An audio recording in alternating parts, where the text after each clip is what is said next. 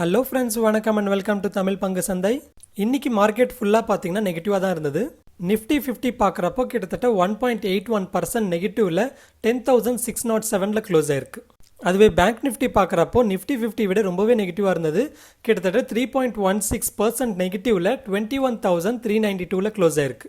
இந்த bank Nifty negative ஆனதுக்கு நிறைய பேங்க்ஸ் காரணமாக இருந்திருக்கு. ஆனால் மெயினாக மேஜர் வெயிட்டான ஹெச்டிஎஃப்சி பேங்க் பார்த்தீங்கன்னா நெகட்டிவாக இருந்தது தான் ரொம்பவே பெரிய காரணமாக இருக்குது. ஸோ இந்த ஹெச்டிஎஃப்சி பேங்க் ஏன் நெகட்டிவாக இருந்ததுன்னு எல்லாத்தையும் நம்ம பார்க்கறதுக்கு முன்னாடி நீங்கள் நம்ம சேனலை சப்ஸ்கிரைப் பண்ண மறந்துருந்தீங்கன்னா கண்டிப்பாக சப்ஸ்கிரைப் பண்ணிக்கோங்க.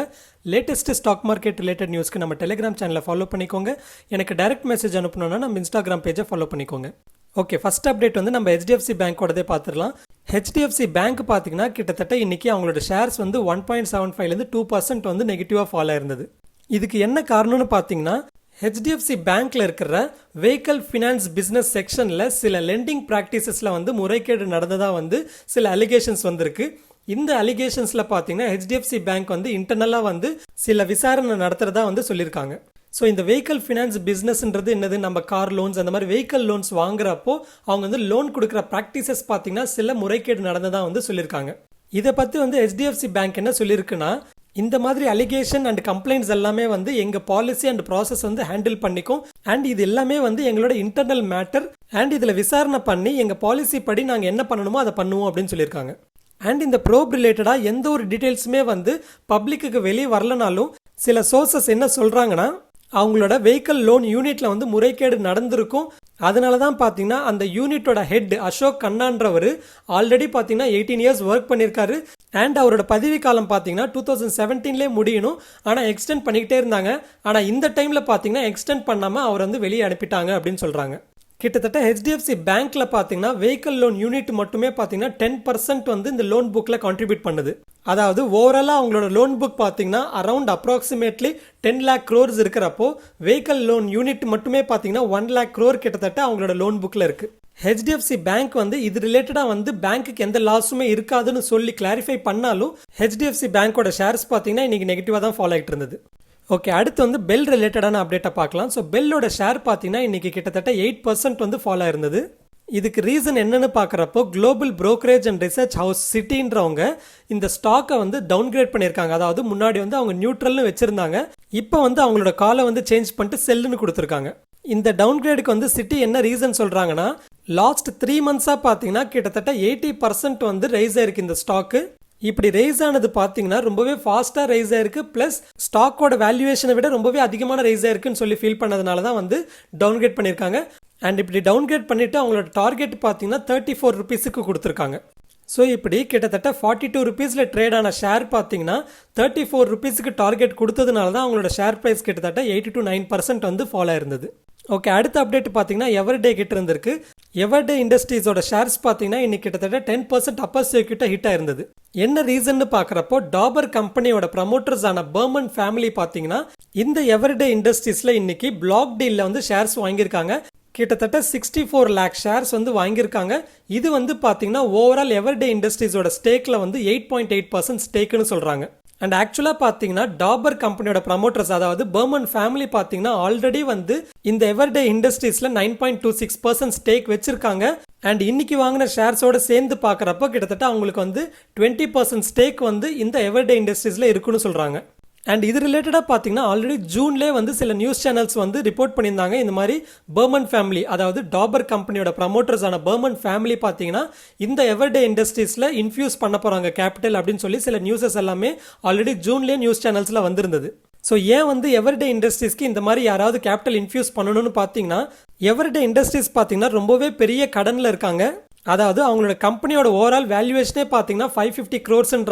அதுவே அவங்களோட கடன் பார்த்தீங்கன்னா 400 crores இருக்குன்னு சொல்றாங்க. ஸோ அந்த அளவுக்கு அவங்களோட கடன் அதிகமாக இருக்குன்னு சொல்றாங்க. அண்ட் இந்த கடன் எல்லாமே அடைக்கிறதுக்கு தான் ஓரளவுக்கு யாராவது இன்ஃபியூஸ் பண்ணுவாங்களான்னு பார்த்துக்கிட்டு இருந்தாங்க, பேசிக்கிட்டு இருந்தாங்க. ஸோ இப்படி பர்மன் ஃபேமிலி அதாவது டாபர் கம்பெனியோட பர்மன் ஃபேமிலி இன்ஃபியூஸ் பண்ணுறது இவங்களுக்கு கொஞ்சம் பாசிட்டிவாக இருக்கும். அண்ட் ஆல்ரெடி பார்த்தீங்கன்னா ஆர்பிஐ மோரட்டோரியம் அவைல் பண்ணிக்கலாம்னு சொன்னதுனால எவர்டே இண்டஸ்ட்ரீஸும் பார்த்தீங்கன்னா மோரட்டோரியம் அவைல் பண்ணதுனால தான் ஓரளவுக்கு இப்போ அவங்களோட இன்ட்ரெஸ்ட்டை ரீபே பண்ணாமல் கேஷ் ஃப்ளோ விஷயத்தில் ஓரளவுக்கு சமாளிக்க முடியுது அவங்களால. ஓகே, அடுத்த அப்டேட் பார்த்தீங்கன்னா பார்பிக்யூ நேஷன் ஹாஸ்பிட்டாலிட்டி கிட்ட இருந்திருக்கு. ஸோ இந்த பார்பிக்யூ நேஷன் ஹாஸ்பிட்டாலிட்டி நிறைய பேருக்கு தெரிஞ்சிருக்கும்னு நினைக்கிறேன். இது ஒரு கேஷுவல் டைனிங் செயின். ஸோ இந்த ரெஸ்டாரண்ட்டில் நான் ஒரு வாட்டி சாப்பிட்ருக்கேன். ஸோ இன்றைக்கி என்ன அப்டேட்னு பார்க்குறப்போ பார்பிக்யூ நேஷன் ஹாஸ்பிட்டாலிட்டிக்கு பார்த்தீங்கன்னா செபி கிட்டேருந்து ஐபிஓக்காக அப்ரூவல் வந்திருக்கு. அதாவது இவங்க பார்பிக்யூ நேஷன் ஹாஸ்பிட்டாலிட்டி பார்த்தீங்கன்னா கிட்டத்தட்ட 1000லேருந்து 1200 crores வரைக்கும் ஐபிஓ வழியாக வந்து ஃபண்ட் ரைஸ் பண்ணுறதுக்கு செபி கிட்டேருந்து அப்ரூவல் கேட்டிருந்தாங்க. இப்போ வந்து செபி அப்ரூவல் கொடுத்துருக்காங்க. ஸோ இவங்களோட ஐபிஓ வந்து கூடிய சீக்கிரத்தில் நம்ம எதிர்பார்க்கலாம். அண்ட் பார்பிக்யூ நேஷன் ஹாஸ்பிட்டாலிட்டி பார்த்தீங்கன்னா இந்த ஐபிஓ வழியாக ரேஸ் பண்ணுற அமௌண்ட்டை வச்சு அவங்க 205 crores வந்து அவங்களோட பாரோவிங்ஸை வந்து ரீபே பண்ணுறதுக்கு யூஸ் பண்ணிப்பேன்னு சொல்கிறாங்க. And rest of the amount பார்த்தீங்கன்னா அவங்களோட ஜென்ரல் கார்பரேட் பர்பஸ்க்கு யூஸ் பண்ணிக்கிறதா சொல்லியிருக்காங்க. இந்த கம்பெனியில் பார்த்தீங்கன்னா ப்ரமோட்டர்ஸோட ஹோல்டிங் பார்த்தீங்கன்னா கிட்டத்தட்ட 60% இருக்கு. And equity firm CX partners கிட்ட 33.79% இருக்கு. அண்ட் இன்ட்ரெஸ்டிங் இன்ஃபர்மேஷன் என்னன்னா நம்ம பெரிய ராகேஷ் ஜுன்ஜுன்வாலாவோட இன்வெஸ்ட்மெண்ட் பார்த்தீங்கன்னா இதில் 2.05% இருக்கு. ஸோ பார்பிக்யூ நேஷனோட ஐபிஓ பார்த்தீங்கன்னா நல்லா டிமாண்டடாக தான் இருக்கும். ஸோ ஃபர்தர் டீட்டெயில்ஸ் வந்த பிறகு நான் நம்ம சேனலில் ஷேர் பண்ணுறேன். ஓகே, அடுத்து வந்து நம்ம மைண்ட்ரியோட Q1 ஏர்னிங்ஸை பார்க்கலாம். ஸோ மைண்ட்ரியோட Q1 ப்ராஃபிட் பார்த்தீங்கன்னா கிட்டத்தட்ட 213 crores இருக்குது. அதுவே போன குவார்ட்டரில் பார்த்தீங்கன்னா 206 crores இருக்குது. So quarter on quarter compare பண்ணுறப்போ 3.3% க்ரோ ஆயிருக்கு. அதுவே இயர் ஆன் இயர் கம்பேர் பண்ணுறப்போ கிட்டத்தட்ட 129.8% வந்து க்ரோ ஆயிருக்கு. அண்ட் ரெவன்யூக்கு வர்றப்போ அவங்க ரெவன்யூ பார்த்தீங்கன்னா இந்த குவார்ட்டரில் 1908 crores இருக்குது. அதுவே போன குவார்ட்டரில் பார்த்தீங்கன்னா 2050 crores இருந்திருக்கு. So quarter on quarter compare பண்ணுறப்போ 6.9% ட்ராப் இருக்குது. ஆனால் இயர் ஆன் இயர் கம்பேர் பண்ணுறப்போ கிட்டத்தட்ட 4.1% க்ரோ ஆயிருக்கு. அண்ட் மைண்ட்ரியோட இன்டர்னல்ஸில் பார்த்தீங்கன்னா கிட்டத்தட்ட அவங்களோட ட்ராவல் அண்ட் ஹாஸ்பிட்டாலிட்டி வேர்ட்டிக்கல் இருந்து 55% டிக்ளைன் இருக்குது. அதாவது ட்ராவல் அண்ட் ஹாஸ்பிட்டாலிட்டி ரிலேட்டடான இருக்கிற ப்ராஜெக்ட்ஸ்லாம் பார்த்தீங்கன்னா அவங்களோட ரெவன்யூ வந்து குறைஞ்சிருக்குன்னு சொல்கிறாங்க. இதுக்கு ரீசன் நம்மளுக்கு எல்லாருக்குமே தெரிஞ்சிருக்கும். ஸோ லாக்டவுனில் ஃபர்ஸ்ட் அஃபெக்ட் ஆகிறது பார்த்தீங்கன்னா இந்த ட்ராவல் செக்டார் தான். ஸோ அதனால தான் பார்த்தீங்கன்னா முன்னாடி வந்து அவங்களோட ட்ராவல் செக்டாரில் வந்து 16% ரெவன்யூ கான்ட்ரிபியூஷன் கொடுத்தது. ஆனால் இந்த வாட்டி வந்து 8% தான் ரெவன்யூ கான்ட்ரிபியூஷன் கொடுக்க முடிஞ்சதுன்னு சொல்லியிருக்காங்க. ஆனால் மைண்ட்ரியோட சிஇஓ பேசுகிறப்ப என்ன சொல்லியிருக்காருன்னா இந்த கோவிட் பேண்டமிக் அவுட் பிரேக் இருக்கிறப்பையும் பார்த்தீங்கன்னா எங்களோட ஆர்டர் புக் வந்து நல்லா ஹெல்த்தியாக தான் இருக்குது. ஸோ கம்மிங் குவார்ட்டர்ஸில் பார்த்தீங்கன்னா இந்த குவார்ட்டரை விட நல்லாவே பெர்ஃபார்ம் பண்ணுன்ற எதிர்பார்ப்பு இருக்குன்னு சொல்லியிருக்காங்க. அண்ட் லே ஆஃப் விஷயத்தில் என்ன சொல்லியிருக்காங்கன்னா எந்த ஒரு லே ஆஃப் பிளானும் எங்ககிட்ட இல்லை அப்படின்னு சொல்லியிருக்காங்க. அண்ட் எம்ப்ளாயிஸை பார்த்தீங்கன்னா ரீஸ்கில்லிங்கில் ஃபோக்கஸ் பண்ணணும்னு சொல்லியிருக்காங்க. அதாவது அவங்க கிட்ட சில ஸ்கில்ஸ் இருக்குன்னா வேற புது ஸ்கில்ஸ் எல்லாம் கற்றுக்கிறதுக்கு நாங்கள் வந்து ஃபோக்கஸ் பண்ண வைப்போம் அப்படின்னு சொல்லியிருக்காங்க. அதே மாதிரி சில ஸ்பெசிஃபிக் நீட்ஸ்க்கு முக்கியமாக வந்து டிஜிட்டல் செக்டாரில் வந்து இன்னும் க்ரோ ஆகிறதுக்கு அவங்க சில பேர் வந்து ஹையர் பண்ண போகிறேன்னு சொல்லியிருக்காங்க. ஸோ ஓவராலாக பார்க்குறப்போ மைண்ட்ரியோட ரிசல்ட் வந்து பாசிட்டிவாக தான் இருக்குது. ஓகே, கடைசியாக வந்து நம்ம ரொசாரி பயோடெக்கோட ஐபிஓ பற்றி பேசலாம். ஸோ ஃபஸ்ட்டு வந்து அவங்களோட சப்ஸ்கிரிப்ஷனை பார்க்கலாம். ஸோ அவங்களோட சப்ஸ்கிரிப்ஷன் பார்த்தீங்கன்னா QIB வந்து கிட்டத்தட்ட 2.75 times வந்து சப்ஸ்கிரைப் பண்ணியிருக்காங்க. அதே மாதிரி NIIs நான் இன்ஸ்டிடியூஷனல் இன்வெஸ்டர்ஸ் பார்த்தீங்கன்னா 4.34 times வந்து சப்ஸ்கிரைப் பண்ணியிருக்காங்க. அதுவே ரீட்டைல் இன்வெஸ்டர்ஸ் பார்த்தீங்கன்னா 2.51 times வந்து சப்ஸ்கிரைப் பண்ணியிருக்காங்க. ஸோ ஓவராலாக பார்த்தீங்கன்னா அவங்களோட ஐபிஓ சப்ஸ்கிரிப்ஷன் வந்து 2.97 times வந்து சப்ஸ்கிரைப் ஆயிருக்கு. அதாவது அப்ராக்சிமேட்டாக வந்து 3 times ஓவர் சப்ஸ்கிரைப் ஆயிருக்கு. இந்த 3 times ஓவர் சப்ஸ்கிரிப்ஷன் எப்படி புரிஞ்சுக்கணும்னா கம்பெனி வந்து 100 ஷேர் ஆஃபர் பண்ணுறாங்கன்னா அதுக்கு வந்து 300 பேர் அப்ளை பண்ணியிருக்காங்கன்னு அர்த்தம். ஸோ இது வந்து டே டூட ஸ்டேட்டஸ். இன்னும் 3வது நாள் அதாவது கடைசி நாள் தான் பார்த்தீங்கன்னா நிறைய QIBஸும் NIIஸும் பார்த்தீங்கன்னா ஓவராக சப்ஸ்கிரைப் பண்ணியிருப்பாங்க. அதுவும் முக்கியமாக பார்க்குறப்ப நம்ம ரீட்டைலை விட இந்த QIB NIIs வந்து எந்த அளவுக்கு சப்ஸ்கிரைப் பண்ணுறாங்கன்றதை நம்ம முக்கியமாக பார்க்கணும். ஏன்னா இப்படி QIBஸும் NIIஸும் நிறைய பேர் சப்ஸ்கிரைப் பண்ணுறதுக்கு இன்ட்ரெஸ்ட் காமிச்சிருந்தா மட்டும்தான் லிஸ்ட் ஆகிற அன்னைக்கு பார்த்தீங்கன்னா நம்மளுக்கு நல்ல லிஸ்டிங் கெயின்ஸ் கொடுக்கறதுக்கு வாய்ப்பு இருக்குது. ஸோ நான் ஆல்ரெடி நம்ம டெலிகிராமில் சொன்ன மாதிரி நான் வந்து ஒரு லாட் அப்ளை பண்ணிட்டேன். அண்ட் இன்னைக்கு ஸ்டேட்டஸ் படி பார்க்குறப்போ ஒரு 30% லிஸ்டிங் கெயின் வரும்னு எதிர்பார்க்குறேன். ஸோ லிஸ்ட் ஆகிற அன்னைக்கு நான் ஒரு 30%க்கு செல் ஆர்டர் கொடுத்து நான் வந்து எக்ஸிட் ஆகிடுவேன். அப்படி ஒரு வேளை வந்து என்னோட லிஸ்டிங் கெயின் எக்ஸ்பெக்டேஷன் கம்மியாகுதோ இல்லை அதிகமாகுதோ நான் அதுக்கு தகுந்த மாதிரி நம்மளோட டெலிகிராம் சேனலில் அப்டேட் பண்ணுறேன். அண்ட் இந்த ஐபிஓக்கு அப்ளை பண்ணுறதுக்கு நாளைக்கு தான் கடைசி நாள்.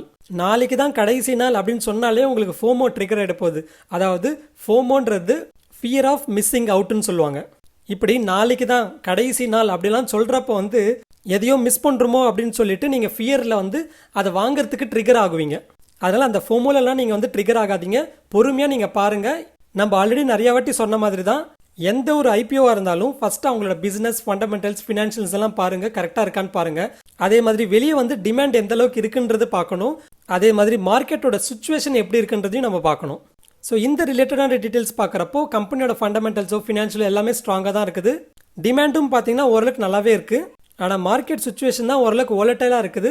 ஸோ ஆனால் 23rd அன்னைக்கு, அதாவது இது லிஸ்ட் ஆகிற அன்னைக்கு அந்த டைமில் எப்படி மார்க்கெட் இருக்க போகுதுன்றதை பொறுத்து இதோட லிஸ்டிங் எண்ட்ஸ் எப்படி இருக்க போகுதுன்றது டிசைட் ஆகும். அண்ட் மோர் ஓவர் இதோட ஃபியூச்சர் ஸ்கோப் நல்லா இருக்குன்னு நீங்கள் நினச்சிங்கன்னா இதை வந்து லாங் டர்ம் இன்வெஸ்ட்மெண்ட்டாக வச்சுக்கணும்னா நீங்கள் வச்சுக்கோங்க. இல்லை லிஸ்டிங் எண்ட்ஸுக்கு மட்டும் தான் நீங்கள் அப்ளை பண்ணுறீங்கன்னு நினச்சிங்கன்னா நீங்கள் லிஸ்ட் ஆகிற அன்னைக்கு நல்ல ப்ராஃபிட்டில் எக்ஸிட் ஆகிடுங்க. நான் வந்து இன்னைக்கு ஸ்டேட்டஸ் படி நல்ல லிஸ்டிங் எண்ட்ஸ் ஒரு 30% லிஸ்டிங் எண் இல்லை 35% லிஸ்டிங் எண்ணில் நான் எக்ஸிட் ஆகிடுவேன். இதில் ஏதாவது சேஞ்சஸ் இருந்ததுன்னா நம்ம டெலிகிராம் சேனலில் நான் கண்டிப்பாக அப்டேட் பண்ணுவேன். ஸோ இது ஃப்ரெண்ட்ஸ் ஃபைனலி நம்ம வீடியோ. ஸ்டாக் மார்க்கெட் ரிலேட்டடாக லேட்டஸ்ட் அப்டேட்ஸ் வேணும்னா டிஸ்கிரிப்ஷனில் இருக்கிற லிங்கை கிளிக் பண்ணி டெலிகிராம் சேனலில் ஜாயின் பண்ணிக்கோங்க அண்ட் இன்ஸ்டாகிராம் பேஜை ஃபாலோ பண்ணிக்கோங்க. இந்த கண்டென்ட் பிடிச்சிருந்துன்னா கண்டிப்பாக லைக் பண்ணுங்கள், அப்படியே உங்கள் ஃப்ரெண்ட்ஸ் அண்ட் ஃபேமிலிக்கும் ஷேர் பண்ணுங்கள். இந்த வீடியோ ரிலேட்டடாக உங்களுக்கு ஏதாவது கருத்து இருந்ததுன்னா கமெண்ட்டில் சொல்லுங்கள். நம்ம சேனலை சப்ஸ்கிரைப் பண்ண மறந்துருந்தீங்கன்னா கண்டிப்பாக சப்ஸ்கிரைப் பண்ணிக்கோங்க. இன்னொரு இன்ட்ரெஸ்டிங் வீடியோவில் மறுபடியும் உங்கள் முன்னாடி வரேன். அது வரைக்கும் டேக் கேர். ஜெய் ஹிந்த்.